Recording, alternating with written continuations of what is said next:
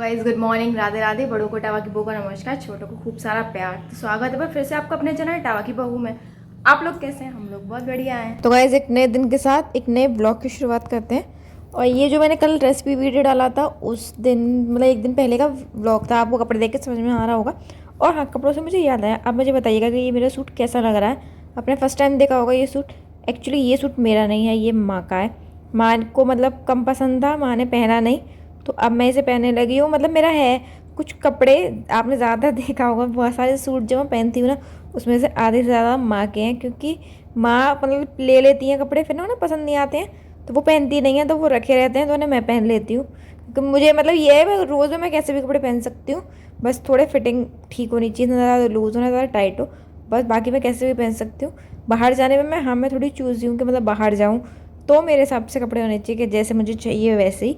साड़ी में मैं थोड़ी ज़्यादा चूज़ी हूँ।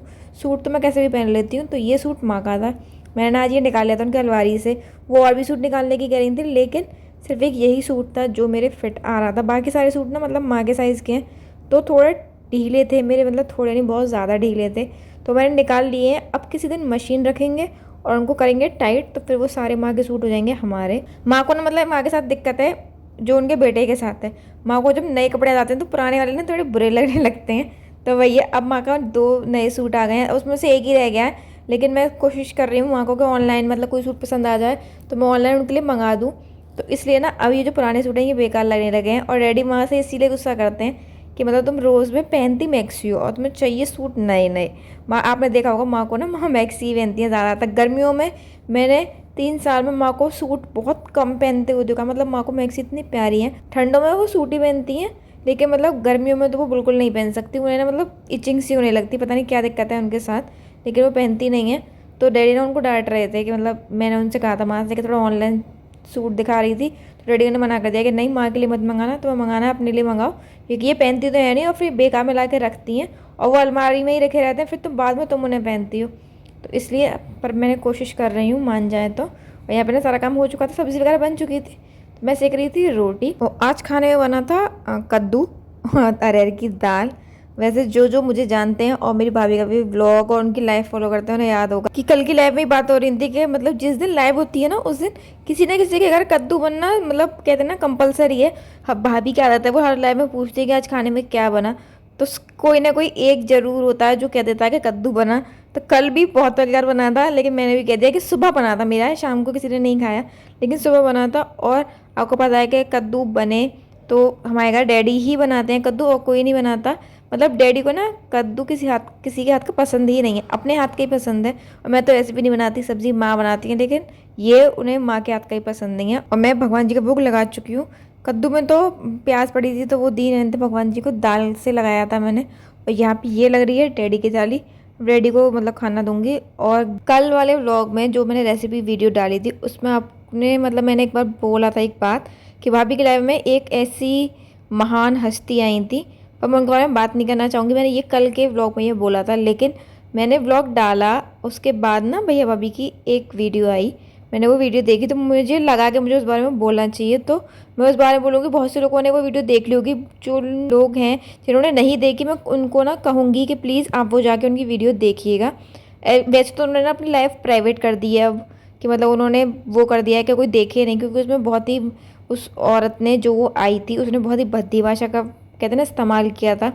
पर उन्होंने सॉरी बोला, मतलब मेरे भैया भाभी ने सॉरी बोला कि वो मतलब एंड में गुस्सा हो गई थी, तो उन्होंने मतलब इसलिए सॉरी बोला कि मैं गुस्सा हो गई थी, मैंने अपना आपा खो दिया था। लेकिन मैं ना मतलब वो लाइव तो प्राइवेट है, लेकिन मैं आपको बता सकती हूँ कि जब वो लड़की लाइव में आई थी सबसे पहले जो लाइव को ज्वाइन किया था वो थी मैं, और सेकंड थी वो लड़की।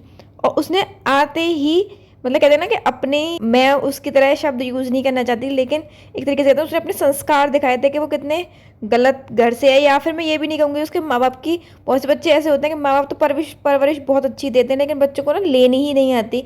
मैं उसके माँ बाप को नहीं कहूँगी गलत, वो खुद ही ऐसी थी, मतलब उसकी लैंग्वेज इतनी गंदी थी। पर फिर भी ना सब लोग ज्वाइन करते गए, सब लोगों ने उससे कहा कि अगर तुम्हें पसंद नहीं है ये तो तुम लाइव को आगे उड़ा दो, स्क्रॉल करके चली जाओ, या तुम चली जाओ। लेकिन वो ना नॉन स्टॉप मतलब अजीबोगरीब बड़े गंदे गंदे मैसेज भाभी के लिए लिख रही थी कि मतलब तुम ऐसी तुम ऐसी। हमने ना एक टाइम का तो उसे समझाना भी बंद कर दिया था। सबने यही कहा कमेंट्स में कि मतलब आप इसे छोड़ दो, इसके कमेंट ही मत पढ़ो। हमने वही किया, हमने अपनी लाइव कंटिन्यू रख के और हम आपस में बात करते रहे, मस्ती होती रही, सब हुआ। लेकिन जैसी भाभी की आदत है, मतलब हम सबकी आदत है कि जब भाभी लाइव आती हैं तो जब वो लाइव एंड करने वाली होती हैं तो हम साहिब को बुलाते हैं, मतलब मेरे भतीजे को। तो जैसे ही साहिब आया ना, वो लड़की तब से शांत थी। तुरंत साहिब के आते उसने फिर से वो मैसेज करने शुरू किए। और उसने सबसे बड़ी गलती जो करी ना, सबसे बड़ी गलती थी कि उसने साहिब के लिए भी लिख दिया। वहाँ पे हम सब ने, मतलब जो कहते हैं ना कि अपना आपा, वहाँ पे हम सब ने खो दिया। और ऐसा नहीं कि सिर्फ मेरी भाभी ने आपा खोआ था, कमेंट में जितने भी लोग थे, और कोई ऐसा नहीं था कि सब हमारी फैमिली के थे। बहुत से लोग ऐसे थे जो खुद भी यूट्यूबर हैं, व्लॉगर हैं। मीनू दीदी हैं, योगा विद अंजलि थी, मतलब बहुत सारे लोग ऐसे थे जो यूट्यूबर्स थे। वो लोग भी अपना आपा खो चुके थे एक इस पॉइंट पे कि जब उसने बच्चे के लिए बोला।